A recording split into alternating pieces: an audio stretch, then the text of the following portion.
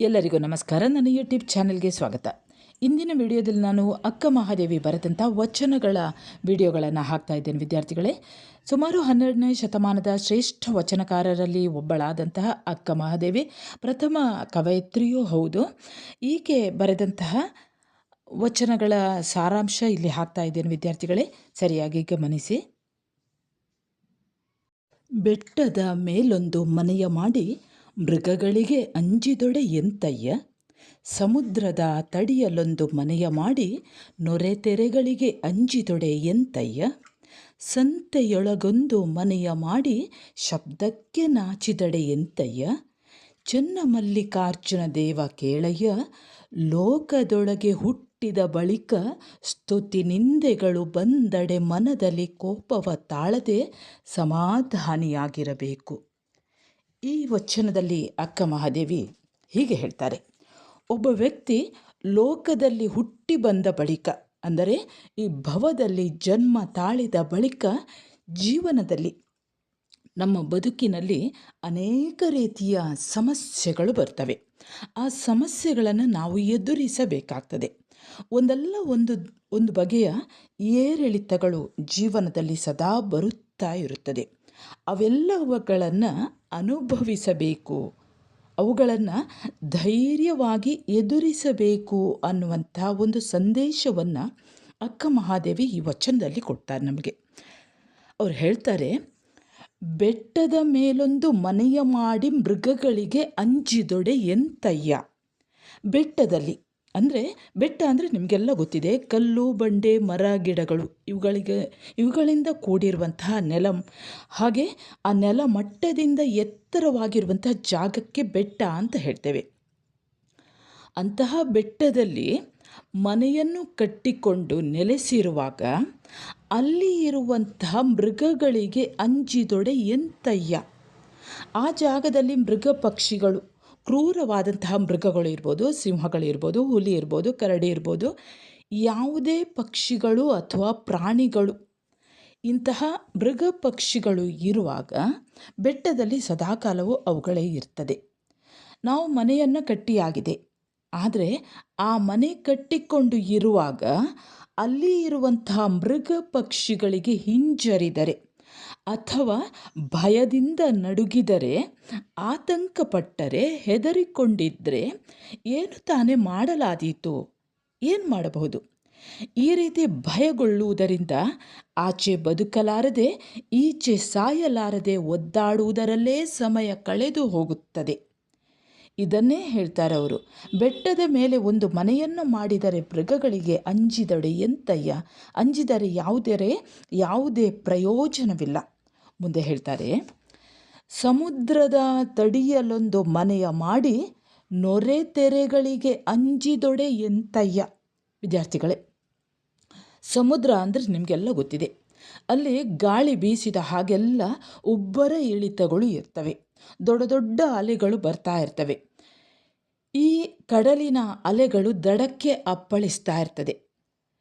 ಈ ದೊಡ್ಡ ದೊಡ್ಡ ಅಲೆಗಳು ದಡಕ್ಕೆ ಅಪ್ಪಳಿಸಿದಂತೆಲ್ಲ ಅಯ್ಯೋ ನನ್ನ ಮನೆ ಕೊಚ್ಚಿ ಹೋಗ್ತದೆ, ಅಯ್ಯೋ ನಾನು ಕೊಚ್ಚಿ ಹೋಗ್ತೇನೆ ಅಂತ ಕ್ಷಣ ಕ್ಷಣಕ್ಕೂ ಅಂಜುತ್ತಿದ್ದರೆ, ಕ್ಷಣ ಕ್ಷಣಕ್ಕೂ ಆತಂಕಗೊಂಡರೆ, ಕ್ಷಣ ಕ್ಷಣಕ್ಕೂ ತಲ್ಲಣಗೊಂಡರೆ ಯಾವ ಪ್ರಯೋಜನವೂ ಇಲ್ಲ ಅನ್ನೋದನ್ನು ಇಲ್ಲಿ ಅಕ್ಕ ಮಹಾದೇವಿ ಹೇಳ್ತಾರೆ. ಮುಂದೆ ಹೇಳ್ತಾರೆ, ಸಂತೆಯೊಳಗೊಂದು ಮನೆಯ ಮಾಡಿ ಶಬ್ದಕ್ಕೆ ನಾಚಿದಡೆ ಎಂತಯ್ಯ. ಸಂತೆ ಅಂದರೆ ನಿಮಗೆಲ್ಲ ಗೊತ್ತಿದೆ. ಸಂತೆ ಅಂದರೆ ಅಲ್ಲಿ ವಸ್ತು ಅಥವಾ ಸರಕುಗಳನ್ನು ಮಾರಲಿಕ್ಕೆ ಅಥವಾ ಕೊಳ್ಳಲಿಕ್ಕೆ ಜನರು ಒಟ್ಟುಗೂಡುವಂತಹ ಸ್ಥಳ. ಅಲ್ಲಿ ಸದಾಕಾಲ ಗಲಾಟೆ ಆಗ್ತಾ ಇರ್ತದೆ. ಅಂತಹ ಜನರಿಂದ ಕೂಡಿರುವಂತಹ, ಅಂತಹ ಸದ್ದುಗದ್ದಲಗಳಿಂದ ಕೂಡಿರುವಂತಹ ಸಂತೆಯಲ್ಲಿ ಒಂದು ಮನೆಯನ್ನು ಮಾಡಿಕೊಂಡು ಅಲ್ಲೇ ನೆಲೆಗೊಳ್ತಾ ಇರುವಾಗ, ಅಲ್ಲೇ ನೆಲೆಸಿದರೆ ಈ ಸಂತೆಯಲ್ಲಿ ಸದಾಕಾಲ ಗಲಾಟೆ ಆಗ್ತಾ ಇರ್ತದೆ, ಸದ್ದುಗದ್ದಲ ಆಗ್ತಾ ಇರ್ತದೆ ಅಂತ ಒದ್ದಾಡಿದರೆ ಯಾವ ಪ್ರಯೋಜನವೂ ಇಲ್ಲ ಅನ್ನುವಂಥದ್ದನ್ನು ಇಲ್ಲಿ ಅಕ್ಕ ಮಹಾದೇವಿ ಹೇಳ್ತಾರೆ. ಈ 3 ಸಂಗತಿಗಳನ್ನು ಅಕ್ಕ ಇಲ್ಲಿ ರೂಪಕವಾಗಿ ಬಳಸಿಕೊಳ್ತಾರೆ. ರೂಪಕವಾಗಿ ಬಳಸಿಕೊಂಡು ಇಂತಹ ಜೀವನದಲ್ಲಿ ಬರುವಂತಹ ಸಮಸ್ಯೆಗಳು, ಅದು ಕೂಡ ಆಪತ್ತುಗಳು, ಅದು ತಲ್ಲಣಗಳು, ಭಯಗಳು ಇವುಗಳನ್ನೆಲ್ಲ ಧೈರ್ಯವಾಗಿ ಎದುರಿಸಿ ಬದುಕನ್ನು ಬಾಳಬೇಕೇ ಹೊರತು ಸಮಸ್ಯೆಗಳಿಗೆ ಬೆನ್ನು ಹಾಕಿ ಓಡುವುದಲ್ಲ. ಇನ್ನು ಕೊನೆಗೆ ಹೇಳ್ತಾರೆ ನೋಡಿ ಇಲ್ಲಿ, ಲೋಕದೊಳಗೆ ಹುಟ್ಟಿದ ಬಳಿಕ ಸ್ತುತಿ ನಿಂದೆಗಳು ಬಂದಡೆ ಮನದಲ್ಲಿ ಕೋಪವ ತಾಳದೆ ಸಮಾಧಾನಿಯಾಗಿರಬೇಕು. ಅಂದರೆ ಲೋಕದಲ್ಲಿ ಹುಟ್ಟಿದ ಬಳಿಕ ನಾವಾಗಿ ಕೇಳಿಕೊಂಡು ಹುಟ್ಟಿದ್ದಲ್ಲ, ಏನೋ ಪ್ರೇರಣೆಯಿಂದ, ಯಾವುದೋ ಒಂದು ಕೃಪೆಯಿಂದ, ಯಾವುದೋ ಒಂದು ಇದರಿಂದ ನಾವು ಭೂಮಿಯಲ್ಲಿ ಜನ್ಮ ತಾಳಿ ಬಂದಿದ್ದೇವೆ. ಹಾಗಾಗಿ ಈ ಲೋಕದಲ್ಲಿ ಹುಟ್ಟಿದ ಬಳಿಕ ಹೊಗಳಿಕೆ ತೆಗಳಿಕೆಗಳು, ಹೊಗಳಿಕೆ ಬಂದಾಗ ಯಾರಾದರೂ ನಮ್ಮನ್ನು ಹೊಗಳಿದಾಗ ಉಬ್ಬಿಕೊಳ್ಳುವುದು, ಅಥವಾ ಯಾರಾದರೂ ನಮ್ಮ ತೆಗಳಿದಾಗ ಅಥವಾ ಯಾರಾದರೂ ನಮಗೆ ನಿಂದಿಸಿದಾಗ ನಾವು ಹಿಂಜರಿಯುವಂಥದ್ದು, ಕುಗ್ಗಿ ಹೋಗುವಂಥದ್ದು ಇಲ್ಲ. ಹೀಗೆ ಮಾಡೋದಲ್ಲ. ಯಾವುದೇ ದುಗುಡ ಅಥವಾ ದುಃಖಗಳಿಗೆ ಒಳಗಾಗದೆ ಸಮಾನವಾಗಿ ಎಲ್ಲವನ್ನು ಕೂಡ ಸಮಾನವಾಗಿ ತೆಗೆದುಕೊಂಡು, ಅಲ್ಲಿ ಹೇಳ್ತಾರೆ, ಮನದಲ್ಲಿ ಕೋಪವ ತಾಳದೆ ಸಮಾಧಾನಿಯಾಗಿರಬೇಕು. ಮನಸ್ಸಿನಲ್ಲಿ ಯಾವುದೇ ರೀತಿಯ ಕೋಪಕ್ಕೆ ಒಳಗಾಗದೆ ನೆಮ್ಮದಿಯಿಂದ ಇರುವುದನ್ನು ಕಲಿಯಬೇಕು ಅಂತ ಇಲ್ಲಿ ಅಕ್ಕ ಮಹಾದೇವಿ ಈ ವಚನ ಭಾಗದಲ್ಲಿ ವಿವರಿಸ್ತಾರೆ. ಮುಂದಿನ ವಚನದಲ್ಲಿ ಏನು ಹೇಳ್ತಾರೆ ಅನ್ನುವಂಥದ್ದು ನೋಡ್ತಾ ಹೋಗೋಣ. ಹಾವಿನ ಬಾಯ ಹಲ್ಲ ಕಳೆದು ಹಾವನಾಡಿಸಬಲ್ಲಡೆ ಹಾವಿನ ಸಂಗವೇ ಲೇಸು ಕಂಡಯ್ಯ. ಕಾಯದ ವಿಕಾರವ ಕಳೆದು ಕಾಯದಲ್ಲಿದ್ದರೆ ಕಾಯದ ಸಂಗವೇ ಲೇಸು ಕಂಡಯ್ಯ. ತಾಯಿ ರಕ್ಕಸಿಯಾದಂತೆ ಕಾಯ ವಿಕಾರವು ಚೆನ್ನಮಲ್ಲಿಕಾರ್ಜುನಯ್ಯ. ನೀನೊಲಿದವರು ಕಾಯಗೊಂಡಿದ್ದರೆನ ಬೇಡ. ಇಲ್ಲಿ ಅಕ್ಕ ಮಹಾದೇವಿ ಹೀಗೆ ಹೇಳ್ತಾರೆ, ಹಾವಿನ ಬಾಯ ಹಲ್ಲ ಕಳೆದು ಹಾವನಾಡಿಸಬಲ್ಲಡೆ ಹಾವಿನ ಸಂಗವೇ ಲೇಸು ಕಂಡಯ್ಯ. ಹಾವಿನ ಬಾಯಲ್ಲಿ ಇರುವಂತಹ ಹಲ್ಲಿನಲ್ಲಿ ವಿಷವಿದೆ. ಆ ವಿಷಪೂರಿತವಾದಂತಹ ಹಲ್ಲಿನಿಂದ ಹಾವು ಕಚ್ಚಿದಾಗ ನಮ್ಮ ಮೈಗೂ ಕೂಡ ವಿಷವೇರುತ್ತದೆ. ಹಾವಿನ ಬಾಯಲ್ಲಿ ಇಂತಹ ಹಲ್ಲೇ ಇಲ್ಲದಿರುವಾಗ ಆ ಹಲ್ಲನ್ನು ನಾವು ಕಿತ್ತು ಒಗೆದಾಗ ಅಂತಹ ಹಾವಿನ ಸಂಗವನ್ನು ಮಾಡಬಹುದು. ನಾವು ಅದನ್ನು ಆಡಿಸಬಹುದು, ಅದರ ಜೊತೆಯಲ್ಲೇ ಅದರ ಸ್ನೇಹವನ್ನೂ ಕೂಡ ಬೆಳೆಸಬಹುದು. ಹಾವಿನ ಸಂಗವೇ ಲೇಸು. ಲೇಸು ಅಂದರೆ ಒಳ್ಳೆಯದು. ಹಾವಿನ ಸಂಗಡ ಇರಬಹುದು. ನಾವು ವಿಷಪೂರಿತವಾದಂತಹ ಹಲ್ಲನ್ನು ಕಳೆದಾಗ, ಆ ಹಲ್ಲು ಇದ್ದರೆ ಮಾತ್ರ ಅದರಿಂದ ನಮಗೆ ಅಪಾಯ.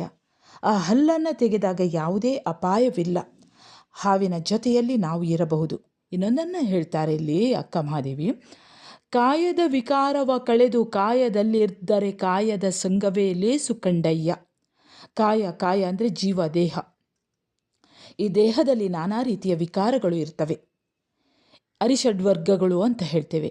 ಕಾಮ, ಕ್ರೋಧ, ಲೋಭ, ಮೋಹ, ಮದ, ಮತ್ಸರ ಅಂತ ಈ 6 ವೈರಿಗಳು ನಮ್ಮ ದೇಹದಲ್ಲಿರುವಾಗ ಏನೇನೋ ಆಗಿಬಿಡ್ತದೆ ಈ ದೇಹ.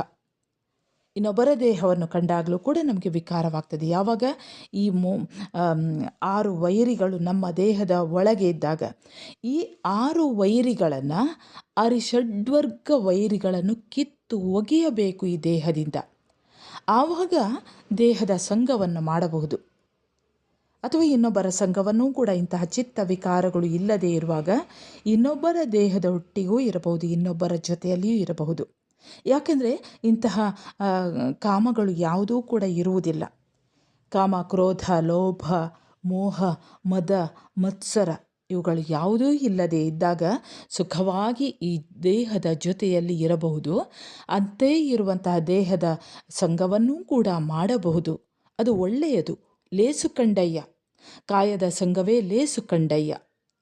ಇನ್ನೂ ಹೇಳ್ತಾರೆ ಇಲ್ಲಿ, ತಾಯಿ ರಕ್ಕಸಿಯಾದಂತೆ ಕಾಯ ವಿಕಾರವು. ತಾಯಿ ರಕ್ಕಸಿಯಾದೊಡೆ ಅಂದರೆ ಇಲ್ಲಿ ತಾಯಿಯೂ ಹೌದು, ಈ ದೇಹವೂ ಹೌದು. ರಕ್ಕಸಿ ಗುಣಗಳು ಈ ದೇಹದಲ್ಲಿ ಬೆಳೆದಾಗ ಈ ದೇಹದ ಜೊತೆ ಇರಲಾಗದು. ಕಾಯದಲ್ಲಿ ಇಂತಹ ವಿಕಾರಗಳು ಇದ್ದಾಗ, ಈ ವಿಕಾರಗಳು ಇದ್ದಾಗ ಇಂತಹ ದೇಹದ ಸಂಘವನ್ನು ಮಾಡಲಿಕ್ಕಾಗುವುದಿಲ್ಲ. ಇಂತಹ ವಿಕಾರಗಳನ್ನು ಒಗೆಯಬೇಕು, ತೆಗೆದು ಎಸೆಯಬೇಕು. ಇಂತಹ ವಿಕಾರಗಳನ್ನು ನಾವು ಗೆಲ್ಲಬೇಕು ಅಂತ ಇಲ್ಲಿ ಅಕ್ಕ ಮಹಾದೇವಿ ಹೇಳ್ತಾರೆ. ಹಾಗೆಯೇ ಇನ್ನೊಂದು ಹೇಳ್ತಾರೆ, ಚೆನ್ನಮಲ್ಲಿಕಾರ್ಜುನಯ್ಯ ನೀನು ಒಲಿದವರು. ಚೆನ್ನಮಲ್ಲಿಕಾರ್ಜುನನೇ, ನೀನು ಯಾರನ್ನು ಒಲಿಯುತ್ತೀಯೋ, ಅಂದರೆ ನೀನು ಯಾವ ಶರಣರನ್ನು ನೀನು ಒಲಿಯುತ್ತೀಯೋ ಅಂತಹ ಶರಣರಲ್ಲಿ ಕಾಯಗೊಂಡಿದ್ದರು ಇಂತಹ ಕಾಯಗಳು ಚಿತ್ತವಿಕಾರಗಳು ಇರುತ್ತದೆ.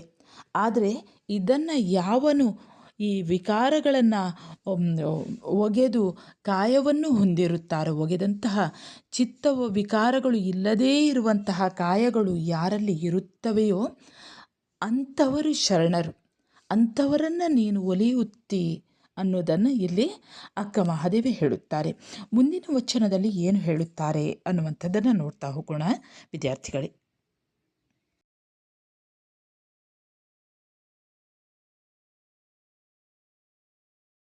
ಚಂದನವ ಕಡಿದು ಕೊರೆದು ತೇದೊಡೆ ನೊಂದೆನೆಂದು ಕಂಪ ಬಿಟ್ಟಿದ್ದೆ, ತಂದು ಸುವರ್ಣನ ಕಡಿದು ಒರೆದೊಡೆ ಬೆಂದು ಕಳಂಕ ಹಿಡಿದಿದ್ದೆ, ಸಂದನು ಕಡಿದು ಕಬ್ಬನು ತಂದು ಗಾಣದಲಿಕ್ಕಿ ಅರೆದಡೆ ಬೆಂದು ಪಾಕಗೊಳೆ ಸಕ್ಕರೆಯಾಗಿ ನೊಂದೆನೆಂದು ಸವಿಯ ಬಿಟ್ಟಿದ್ದೆ, ನಾ ಹಿಂದೆ ಮಾಡಿದ ಹೀನಂಗಳೆಲ್ಲವ ತಂದು ಮುಂದಿಳುಹಲು ನಿಮಗೆ ಹಾನಿ, ಎನ್ನ ತಂದೆ ಚೆನ್ನಮಲ್ಲಿಕಾರ್ಜುನ ದೇವಯ್ಯ ನೀ ಕೊಂದೊಡೆ ಶರಣೆಂಬುದ ಮಾಣೆ. ಇಲ್ಲಿ ಒಂದು ಸಂದೇಶವನ್ನು ಕೊಡ್ತಾರೆ ಅಕ್ಕ ಮಹಾದೇವಿ. ಇದು ಸತ್ಯ ಸಂದೇಶ ಅಂತ ನಾವು ಎಣಿಸ್ಕೊಳ್ಬೋದು. ಇಲ್ಲಿ ಕೆಲವು ಉಪಮೆಗಳನ್ನು ಕೂಡ ಕೊಡ್ತಾರೆ, ರೂಪಕಗಳನ್ನು ಕೊಡ್ತಾರೆ. ಚಂದನ ಅನ್ನುವಂಥದ್ದು, ಸುವರ್ಣ, ಕಬ್ಬು, ಇವೆಲ್ಲವೂ 3 ವಸ್ತುಗಳನ್ನು ತಂದು ಉಪಮೆಯನ್ನು ಒಂದು ಹೋಲಿಸ್ತಾರೆ ಅವರು ಹೇಳ್ತಾರೆ. ಅಂದರೆ ಇಲ್ಲಿ ಭಗವಂತ ನಮ್ಮನ್ನು ಪರೀಕ್ಷೆ ಮಾಡ್ತಾನೆ. ಹೇಗೆಂದರೆ, ಚಂದನವ ಕಡಿದು ಕೊರೆದು ತೇದೊಡೆ ನೊಂದೆನೆಂದು ಕಂಪ ಬಿಟ್ಟಿದ್ದೆ. ಚಂದನ ಗಂಧದ ಮರವನ್ನು ಕಡಿದು ಅದನ್ನು ತುಂಡು ತುಂಡು ಕೊರೆದು ತೇದೊಡೆ ಅದನ್ನು ತೇದಿದಾಗ ಅಯ್ಯೋ ನಾನು ನೊಂದುಕೊಳ್ಳುತ್ತೇನೆ, ಅಯ್ಯೋ ನನಗೆ ನೋವಾಗ್ತದೆ ಅಂತ ಅದು ನೋಯುವುದಿಲ್ಲ. ನಂಗೆ ನೋವಾಗ್ತದೆ, ನನ್ನನ್ನು ಕಡ್ದಿದ್ದಾರೆ, ನನ್ನನ್ನು ತೇಯುತ್ತಾ ಇದ್ದಾರೆ ಅಂತ ಅದು ತನ್ನ ಕಂಪನ್ನು ಬಿಟ್ಟು ಕೊಡುವುದಿಲ್ಲ, ತನ್ನ ಸುಗಂಧವನ್ನು, ತನ್ನ ಪರಿಮಳವನ್ನು ಬಿಟ್ಟು ಕೊಡುವುದಿಲ್ಲ. ಎಷ್ಟೇ ನೊಂದರೂ ಕೂಡ ತನ್ನ ಪರಿಮಳವನ್ನು ಬಿಟ್ಟು ಕೊಡುವುದಿಲ್ಲ, ಅದು ಪರಿಮಳವನ್ನು ಸೂಸ್ತಾ ಇರ್ತದೆ. ಹಾಗೆ ತಂದು ಸುವರ್ಣನ ಕಡಿದು ಒರೆದೊಡೆ ಬೆಂದು ಕಳಂಕ ಹಿಡಿದಿತ್ತೆ. ಸುವರ್ಣ ಅಂದರೆ ಚಿನ್ನವನ್ನು ಹಿಡ್ಕೊಂಡು ಬಂದು ಅಕ್ಕಸಾಲಿಗೆ ಏನು ಮಾಡ್ತಾನೆ, ಅದನ್ನು ಕಡಿದು ಅದನ್ನು ಗುದ್ದಿ ಅದನ್ನು ನೀರಿನ ಹಾಗೆ ಮಾಡಿ ಅವನು ಏನೇನೋ ಮಾಡಿ ಅದನ್ನು ಪರೀಕ್ಷಿಸ್ಬೋದು ಅಥವಾ ಬಿಸಿ ಮಾಡ್ಬೋದು. ಬೆಂದು ಬಿಸಿಯಲ್ಲಿರುವಾಗ ಕಳಂಕ ಹಿಡಿದಿತ್ತೆ. ಅದು ಬೇಡ ಅಂತ ಹೇಳುವುದೇ ಇಲ್ಲ, ಅದು ಏನೇ ಪರೀಕ್ಷೆಗೆ ಒಳಪಟ್ಟರೂ ಕೂಡ ಹೊಸ ಆಭರಣವಾಗಿ ತನ್ನ ಹೊಳಪನ್ನು ಬೀರುತ್ತದೆ. ಫಳಫಳ ಅಂತ ಅದರ ಹೊಳಪನ್ನು ಕೊಡ್ತದೆ. ಅದು ನೋವಾಯಿತು ಅಂತ ಅದರ ಮಂಕಾಗಿ ಬಿಡುವುದಿಲ್ಲ. ಆ ಬಂಗಾರ ಮತ್ತಷ್ಟು ಹೊಳೆಯುತ್ತಾ ಹೋಗುತ್ತದೆ. ಯಾವುದೇ ರೀತಿಯ ಪರೀಕ್ಷೆಗೆ ಒಳಪಟ್ಟರೂ ಕೂಡ ಬಂಗಾರ ಶೋಭೆಯನ್ನು ಬಿಟ್ಟುಕೊಡುವುದಿಲ್ಲ, ಮಿನುಗುತ್ತಾ ಇರುತ್ತದೆ, ಹೊಳಪಿರುತ್ತದೆ ಅದರಲ್ಲಿ. ಹಾಗೆ ಕಬ್ಬಿನ ಒಂದು ಉದಾಹರಣೆಯನ್ನು ಕೊಡ್ತಾರೆ. ಸಂದನು ಕಡಿದು ಕಬ್ಬನು ತಂದು ಗಾಣದಲ್ಲಿ ಇಕ್ಕಿ ಅರೆದಡೆ ಬೆಂದು ಪಾಕಗೊಳೆ ಸಕ್ಕರೆಯಾಗಿ ನೊಂದೆನೆಂದು ಸವಿಯ ಬಿಟ್ಟಿತ್ತೆ. ಆ ಕಬ್ಬಿನ ಗಿಡವನ್ನು ಸಂದಲ್ಲಿ ಕಡಿದುಕೊಂಡು ಬಂದು ಅದನ್ನು ಗಾಣದಲ್ಲಿ ಇಕ್ಕಿ ಅದು ಏನು ಮಾಡ್ತದೆ, ಆ ರಸವನ್ನು ತೆಗೆದು ಆನಂತರ ಸಕ್ಕರೆಯೋ ಬೆಲ್ಲವೋ ಏನು ಮಾಡಿದರೂ ಕೂಡ ಅಯ್ಯೋ ನಾನು ನೊಂದುಕೊಂಡೆ, ನನಗೆ ಬೇಡ, ನಾನು ಸಕ್ಕರೆ ಆಗುವುದಿಲ್ಲ, ನಾನು ಸವಿಯನ್ನು ಕೊಡುವುದಿಲ್ಲ, ನಾನು ಸಿಹಿಯನ್ನು ಕೊಡುವುದಿಲ್ಲ ಅಂತ ಅದು ಮಾಡುವುದಿಲ್ಲ. ಅದು ತನ್ನ ಸಿಹಿಯನ್ನು ಬಿಟ್ಟು ಕೊಡುವುದೂ ಇಲ್ಲ. ಸಿಹಿಯಾಗಿ ಇಷ್ಟೆಲ್ಲ ಏನು ಮಾಡಿದರೂ ಕೂಡ, ಯಾವ ಯಂತ್ರದಲ್ಲಿ ಹಾಕಿ ಅದನ್ನು ತಿಕ್ಕಿದ್ರೂ ಕೂಡ, ಕಡಿದು ಅದನ್ನು ಗಾಣದಲ್ಲಿ ಇಕ್ಕಿದ್ರೂ ಕೂಡ, ಅರೆದು ಹಾಕಿದರೂ ಕೂಡ ಬೆಂದು ಬಿಸಿಯಾಗಿ ಪಾಕವಾಗಿ ಅದು ಸಕ್ಕರೆ ಆಗ್ತದೆ, ಸವಿಯನ್ನು ಬಿಡುತ್ತದೆ, ಸಿಹಿಯನ್ನು ಬಿಡುತ್ತದೆ. ಹಾಗೆ ನಾ ಹಿಂದೆ ಮಾಡಿದ ಹೀನಂಗಳೆಲ್ಲವ ತಂದು ಮುಂದಿಳುಹಲು ನಿಮಗೆ ಹಾನಿ. ಹಿಂದೆ ಯಾವುದ್ಯಾವುದೋ ಕರ್ಮಗಳನ್ನು ಮಾಡಿರಬಹುದು, ನಾನು ಹಿಂದೆ ಯಾವುದೋ ಕೆಟ್ಟ ಕರ್ಮಗಳನ್ನು ಮಾಡಿರ್ಬೋದು. ನೀನು ದೇವರಿಗೆ, ಅಕ್ಕ ಮಹಾದೇವಿ ಶಿವನಿಗೆ ಹೇಳುತ್ತಾಳೆ, ಅದನ್ನೆಲ್ಲ ಮುಂದಿಡಬೇಡ ನನಗೆ, ನಾನು ನಿನಗೆ ಶರಣಾಗಿ ಬಿಟ್ಟಿದ್ದೇನೆ. ಅದನ್ನೆಲ್ಲ ಬದಿಗೊತ್ತಿ ಬಿಡು. ನೀನು ನನ್ನನ್ನು ನಾನು ಹಿಂದೆ ಏನೇನೋ ಕರ್ಮಗಳನ್ನು ಮಾಡಿದ್ದೇನೆ, ಹಿಂದೆ ಏನೇನೋ ಕೆಟ್ಟ ಕೆಲಸವನ್ನು ಮಾಡಿದ್ದೇನೆ ಎಂದು ನೀನು ನನ್ನನ್ನು ಕೊಂದರೂ ಕೂಡ ನಾನು ನಿನಗೆ ಶರಣಾಗಿದ್ದೇನೆ. ನಿನಗೆ ನಾನು ಶರಣಾಗಿಯೇ ಇರ್ತೇನೆ. ಅವುಗಳನ್ನೆಲ್ಲ ನೀನು ಬಿಟ್ಟು ಬಿಡು. ಹಿಂದೆ ಮಾಡಿದ ಕರ್ಮಗಳನ್ನು ಬಿಟ್ಟು ನೀನು ನನ್ನನ್ನು ಒಲಿದುಕೋ. ನೀನು ನನ್ನನ್ನು ಎತ್ತಿ ಹಿಡಿದುಕೋ. ನಾನು ನಿನಗೆ ಶರಣಾಗಿ ಬಂದಿದ್ದೇನೆ ಅಂತ ಇಲ್ಲಿ ಅಕ್ಕ ಮಹಾದೇವಿ ಈ ವಚನ ಭಾಗದಲ್ಲಿ ಹೇಳ್ತಾರೆ. ಮುಂದಿನ ವಚನದಲ್ಲಿ ಏನು ಹೇಳುತ್ತಾರೆ ಅನ್ನುವಂಥದ್ದು ನೋಡ್ತಾ ಹೋಗೋಣ.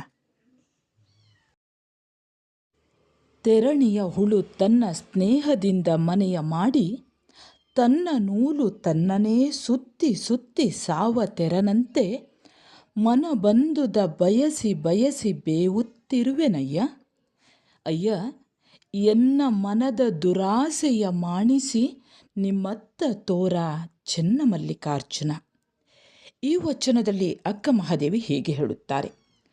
ತೆರಣಿಯ ಹುಳು ಅಂದರೆ ರೇಷ್ಮೆಯ ಹುಳು.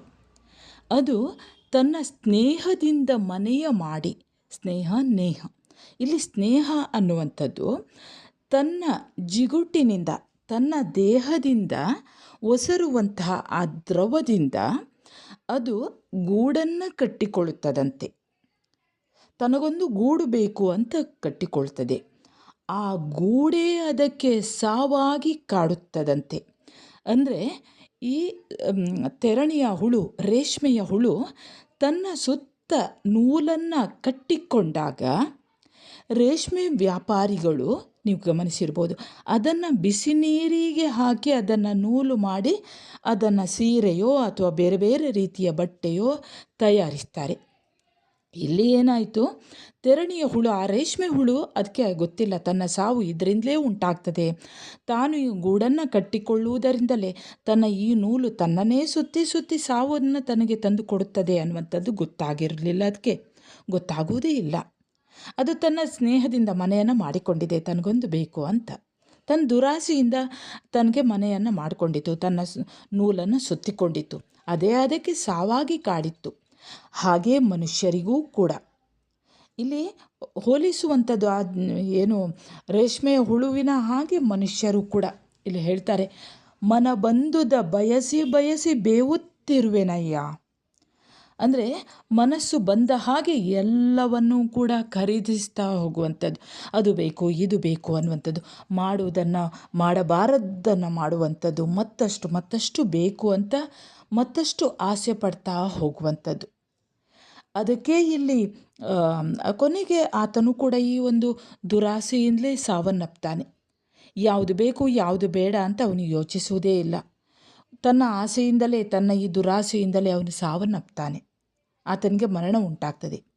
ಅದಕ್ಕೆ ಇಲ್ಲಿ ಮಹಾದೇವಿ ಹೀಗೆ ಹೇಳ್ತಾಳೆ, ಅಯ್ಯ, ಎನ್ನ ಮನದ ದುರಾಸೆಯ ಮಾಣಿಸಿ, ನನ್ನ ಮನಸ್ಸಿನಲ್ಲಿರುವಂತಹ ಈ ದುರಾಸೆಯನ್ನು ಕಡಿಮೆ ಮಾಡಿ ನಿಮ್ಮತ್ತ ತೋರ ಚೆನ್ನಮಲ್ಲಿಕಾರ್ಜುನ.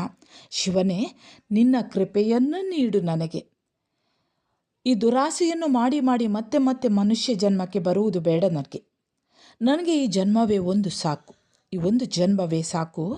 ಈ ಜನ್ಮದಲ್ಲಿ ನೀನು ನನಗೆ ಕೃಪೆಯನ್ನು ತೋರು, ನಿನ್ನಲ್ಲೇ ನಾನು ಐಕ್ಯಳಾಗುತ್ತೇನೆ ಅಂತ ಇಲ್ಲಿ ಆ ಒಂದು ಕರೆಯನ್ನು ದೇವರಿಗೆ ಕೊಡುತ್ತಾರೆ ಮಹಾದೇವಿ. ನಿಮ್ಮ ಕರುಣೆ ನನಗೆ ಸಾಕು, ಬೇರೆ ಯಾವ ಆಸೆಯೂ ನನಗೆ ಇಲ್ಲ ಅನ್ನೋದನ್ನು ಹೇಳ್ತಾಳೆ. ಮುಂದಿನ ವಚನದಲ್ಲಿ ಏನನ್ನು ಅಕ್ಕ ಮಹಾದೇವಿ ಹೇಗೆ ಏನು ಹೇಳ್ತಾರೆ ಅನ್ನುವಂಥದ್ದನ್ನು ಮುಂದಿನ ವಚನ ಭಾಗದಲ್ಲಿ ನೋಡೋಣ.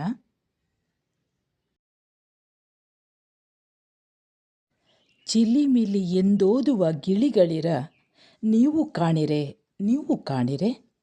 ಸರವೆತ್ತಿ ಪಾಡುವ ಕೋಗಿಲೆಗಳಿರ ನೀವು ಕಾಣಿರೆ, ನೀವು ಕಾಣಿರೆ. ಎರಗಿ ಬಂದಾಡುವ ತುಂಬಿಗಳಿರ ನೀವು ಕಾಣಿರೆ, ನೀವು ಕಾಣಿರೆ. ಕೊಳನ ತಡಿಯೊಳಾಡುವ ಹಂಸಗಳಿರ ನೀವು ಕಾಣಿರೆ, ನೀವು ಕಾಣಿರೆ. ಗಿರಿಗವ್ವರದೊಳಗಾಡುವ ನವಿಲುಗಳಿರ ನೀವು ಕಾಣಿರೆ, ನೀವು ಕಾಣಿರೆ. ಚೆನ್ನಮಲ್ಲಿಕಾರ್ಜುನ ದೇವನೆಲ್ಲಿದ್ದಾನೆಂಬುದ ಬಲ್ಲಡೆ ನೀವು ಹೇಳಿರೆ. ಈ ವಚನದಲ್ಲಿ ಅಕ್ಕ ಮಹಾದೇವಿ ತನ್ನ ಚನ್ನಮಲ್ಲಿಕಾರ್ಜುನನನ್ನು ಹುಡುಕುತ್ತಾ ಇಡೀ ಕಾಡಿನಲ್ಲಿ ಅಲಿಯುತ್ತಾ ಇರುವಂಥ ಸಂದರ್ಭ. ಆಗ ಆಕೆ ಅಲ್ಲಿರುವಂಥ ಎಲ್ಲ ಗಿಡ ಮರಗಳಿರ್ಬೋದು, ಪ್ರಾಣಿ ಪಕ್ಷಿಗಳಿರ್ಬೋದು, ಇವೆಲ್ಲವನ್ನು ಮಾತಾಡಿಸ್ತಾಳಂತೆ. ತನ್ನ ಆರಾಧ್ಯ ದೈವವಾದಂತಹ ಚನ್ನಮಲ್ಲಿಕಾರ್ಜುನನನ್ನು ನೀವು ನೋಡಿದ್ದೀರಾ? ಆತ ಎಲ್ಲಿದ್ದಾನೆ ಎಂದು ತಿಳಿದಿದ್ದರೆ ನನಗೆ ಹೇಳಿ ಅನ್ನುವಂತಹ ಒಂದು ಆರ್ತತೆಯ ಭಾವವನ್ನು ನಾವು ಈ ವಚನಗಳಲ್ಲಿ ಕಾಣ್ಬೋದು. ಅದೇ ಚಿಲಿಮಿಲಿ ಎಂದು ಹೇಳುವಂತಹ ಗಿಳಿಗಳೇ, ನೀವು ನನ್ನ ಚನ್ನಮಲ್ಲಿಕಾರ್ಜುನನನ್ನು ನೋಡಿದ್ದೀರಾ? ಸ್ವರವೆತ್ತಿ ಪಾಡುವ ಕೋಗಿಲೆಗಳಿರ, ಧ್ವನಿ ಎತ್ತಿ ಹಾಡ್ತಾ ಇರುವಂತಹ ಕೋಗಿಲೆಗಳೇ, ನೀವು ನನ್ನ ಚನ್ನಮಲ್ಲಿಕಾರ್ಜುನನನ್ನು ನೋಡಿದ್ದೀರಾ? ಕಾಣಿರೆ ಅಂದರೆ ನೋಡಿದ್ದೀರಾ, ನೋಡಲಿಲ್ಲವೇ? ಅಲ್ಲಿ ಎರಡು, ಕಾಣಿರೆ, ಕಾಣಲಿಲ್ಲವೇ?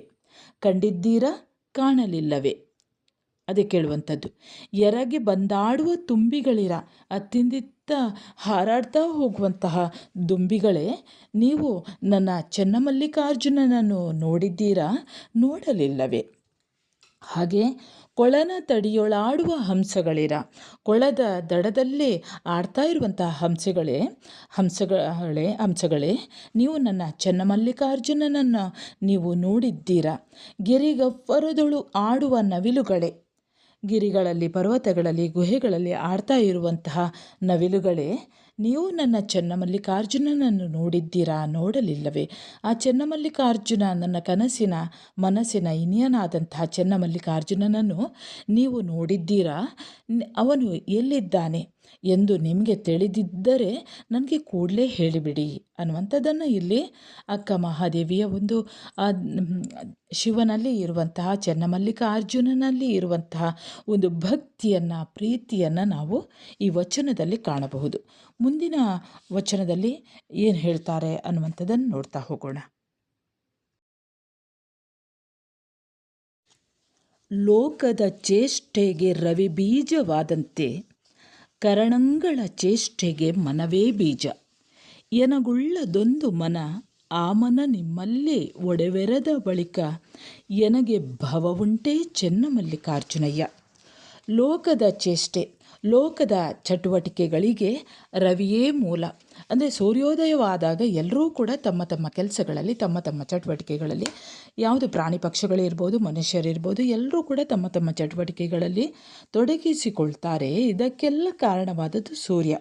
ಸೂರ್ಯೋದಯವಾದ ತಕ್ಷಣ ಎಲ್ಲರೂ ಕೂಡ ಏಳುತ್ತಾರೆ. ಅದೇ ರೀತಿಯಲ್ಲಿ ಕರಣಗಳ ಚೇಷ್ಟೆಗೆ ಮನವೇ ಬೀಜ. ಕರಣಗಳು, ಇಂದ್ರಿಯಗಳು, ವಿಷಯಗಳು, ಇವುಗಳಿಂದ ಆಗುವಂತಹ ಒಂದು ಚೇಷ್ಟೆ, ಚಟುವಟಿಕೆಗಳಿಗೆ ಮನಸ್ಸೇ ಬೀಜವಾಗಿದೆ, ಮನಸ್ಸೇ ಮೂಲವಾಗಿದೆ. ಹಾಗೆ ಮಹಾದೇವಿ ಹೇಳ್ತಾಳೆ, ನನಗೆ ಉಳ್ಳದ್ದೊಂದು ಮನ, ನನಗೆ ಇರುವುದೇ ಒಂದು ಮನಸ್ಸು. ಆ ಮನಸ್ಸು ನಿಮ್ಮಲ್ಲಿ ಸಿಲುಕಿದ ಬಳಿಕ, ನಿಮ್ಮಲ್ಲಿ ಒಡೆವೆರೆದ ಬಳಿಕ, ಚನ್ನಮಲ್ಲಿಕಾರ್ಜುನ, ನನಗೆ ಇರುವಂಥದ್ದು ಒಂದೇ ಮನಸ್ಸು, ಅದು ಬೇರೆ ಕಡೆಗೆ ಹೋಗಲು ಸಾಧ್ಯವೇ ಇಲ್ಲ. ಯಾಕೆಂದರೆ ಆ ಮನಸ್ಸು ನಿಮ್ಮಲ್ಲಿ ಈಗಾಗಲೇ ಸಿಲುಕಿಯಾಗಿದೆ. ಹಾಗಾಗಿ ನನಗೆ ಭವ ಉಂಟೆ, ನನಗೆ ಬೇರೆ ಹುಟ್ಟುಗಳು ಬೇಕಾಗಿಲ್ಲ, ನನಗೆ ಸಾವು ಇಲ್ಲ, ಹುಟ್ಟು ಬೇಡ. ನಾನು ನಿನ್ನಲ್ಲಿ ಸಿಲುಕಿಕೊಂಡಿದ್ದೇನೆ, ನಾನು ನಿನಗೆ ಶರಣಾಗತಿಯನ್ನು ಹೊಂದಿ ಬಂದಿದ್ದೇನೆ, ನಾನು ನಿನ್ನೊಳಗೆ ಇದ್ದೇನೆ, ನನಗೆ ಬೇರೆ ಯಾವುದೇ ಇಂತಹ ಲೋಕಗಳು ಬೇಡ ಅನ್ನುವಂಥದ್ದನ್ನು ಮಹಾದೇವಿ ಈ ವಚನದಲ್ಲಿ ಪ್ರಸ್ತುತಪಡಿಸ್ತಾಳೆ. ಮುಂದೆ ಏನನ್ನು ಹೇಳ್ತಾಳೆ ಅನ್ನುವಂಥದ್ದನ್ನು, ಮಹಾದೇವಿಯ ವಚನಗಳಲ್ಲಿ ಮುಂದಿನ ಭಾಗದಲ್ಲಿ ಏನಿದೆ ಅನ್ನುವಂಥದ್ದನ್ನು ನೋಡ್ತಾ ಹೋಗೋಣ ವಿದ್ಯಾರ್ಥಿಗಳೇ.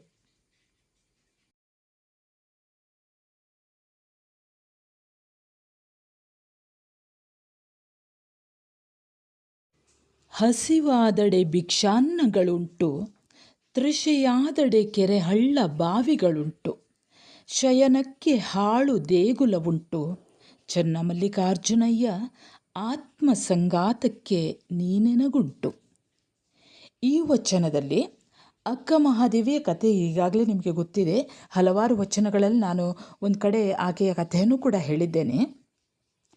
ಇಲ್ಲಿ ತನ್ನ ಕೌಶಿಕ ರಾಜನನ್ನು ಮದುವೆ ಆದ ನಂತರ ಆಕೆ ಎಲ್ಲವನ್ನೂ ಕೂಡ ತೊರೆದು ಶಿವನನ್ನು, ಚನ್ನಮಲ್ಲಿಕಾರ್ಜುನನ ಹುಡುಕುತ್ತಾ ಹೊರಡುತ್ತಾಳಂತೆ. ಆಗ ಆಕೆಯ ತಂದೆ ತಾಯಿಯರು ಕೇಳುತ್ತಾರಂತೆ, ಏನು ಮಾಡ್ತಿ, ಮುಂದಕ್ಕೇನು ಮಾಡ್ತಿ ಅನ್ನುವಂಥದ್ದನ್ನು ಹೇಳುವಾಗ, ಹಸಿವಾದಡೆ ಭಿಕ್ಷಾನ್ನಗಳುಂಟು, ನನಗೆ ಹಸಿವಾದರೆ ನಾನು ಭಿಕ್ಷೆಯನ್ನು ಬೇಡಿ ತಿನ್ನುತ್ತೇನೆ. ನನಗೆ ತೃಷೆಯಾದಡೆ, ನನಗೆ ಬಾಯಾರಿಕೆಯಾದಡೆ ಕೆರೆ ಹಳ್ಳಗಳಿವೆ, ಬಾವಿಗಳಿವೆ, ಅಲ್ಲಿಯ ನೀರನ್ನು ಕುಡಿಯುತ್ತೇನೆ. ಶಯನಕ್ಕೆ ಹಾಳು ದೇಗುಲ ಉಂಟು. ಶಯನಕ್ಕೆ ಮಲಗಿಕೊಳ್ಳಲು ನನಗೆ ಪಾಳು ಬಿದ್ದಂತಹ ದೇಗುಲಗಳಿವೆ. ಯಾಕೆಂದರೆ ನಾನು ಎಲ್ಲವನ್ನೂ ತೊರೆದಿದ್ದೇನೆ, ಶಿವನಲ್ಲಿ ಐಕ್ಯಳಾಗಿದ್ದೇನೆ. ಶಿವನನ್ನು ನನ್ನ ಪತಿ ಎಂದು ನಾನು ಒಪ್ಪಿಕೊಂಡಿದ್ದೇನೆ. ಆತನನ್ನು ಹುಡುಕುವ ನನಗೆ ಮಧ್ಯದಲ್ಲಿ ಏನು, ನನಗೆ ಹಸಿವಾದರೆ ಎಲ್ಲವೂ ಇದೆ. ಹಸಿವಾದರೆ ನಾನು ಭಿಕ್ಷೆಯನ್ನು ಬೇಡಿ ತಿನ್ನುತ್ತೇನೆ. ಬಾಯಾರಿಕೆಯಾದಡೆ ನನಗೇನೂ ತೊಂದರೆ ಇಲ್ಲ. ಕೆರೆಯ ನೀರನ್ನು ಕುಡಿಯುತ್ತೇನೆ, ಹಳ್ಳದ ನೀರನ್ನು ಕುಡಿಯುತ್ತೇನೆ, ಬಾವಿಯ ನೀರನ್ನು ಕುಡಿಯುತ್ತೇನೆ. ಶಯನಕ್ಕೆ ಇಂಥದೇ ಬೇಕು ಅಂತೆಲ್ಲ. ನಾನು ಎಲ್ಲವನ್ನೂ ತೊರೆದು ವಿರಾಗಿಣಿಯಾಗಿದ್ದೇನೆ. ನನಗೆ ಪಾಳು ಬಿದ್ದಂತಹ ದೇಗುಲವೂ ನಡೆಯುತ್ತದೆ. ನನಗೆ ಯಾವುದೇ ಹೆದರಿಕೆ ಇಲ್ಲ. ನನ್ನ ಜೊತೆಯಲ್ಲಿ ಚೆನ್ನಮಲ್ಲಿಕಾರ್ಜುನನಿದ್ದಾನೆ. ಚೆನ್ನಮಲ್ಲಿಕಾರ್ಜುನಯ ಆತ್ಮ ಸಂಗಾತಕ್ಕೆ ನೀನೆನಗುಂಟು. ನನಗೆ ಸಂಗಾತಿಗಳು ಇಲ್ಲ ಅಂತ, ನನ್ನ ಜೊತೆಯಲ್ಲಿ ಯಾರೂ ಇಲ್ಲ ಅಂತ ನನಗೆ ಹೆದರಿಕೆ ಇಲ್ಲ, ಭಯವಿಲ್ಲ. ನನಗೆ ಭಯವೇ ಇಲ್ಲ. ಯಾಕಂದರೆ ಚೆನ್ನಮಲ್ಲಿಕಾರ್ಜುನ, ನೀನೇ ನನ್ನ ಆತ್ಮಕ್ಕೆ ಸಂಗಾತನಾಗಿ, ಆತ್ಮದ ಸಂಗಾತಿಯಾಗಿ ನೀನು ಹೇಗೆ ನನ್ನ ಒಳಗೆ ಆತ್ಮವಿದೆಯೋ ಅದೇ ರೀತಿಯಲ್ಲಿ ಆತ್ಮದ ಸಂಗಾತಿಯಾಗಿ ನೀನು ನನ್ನ ಜೊತೆಯಲ್ಲಿರುವಾಗ ನನಗೆ ಯಾವ ಹೆದರಿಕೆ, ಯಾವ ಭಯಬೇಕೆ ಅಂತ ಕೇಳ್ತಾಳೆ. ಮುಂದಿನ ವಚನದಲ್ಲಿ ಏನು ಹೇಳುತ್ತಾಳೆ ಅನ್ನುವಂಥದ್ದನ್ನು ನೋಡ್ತಾ ಹೋಗೋಣ.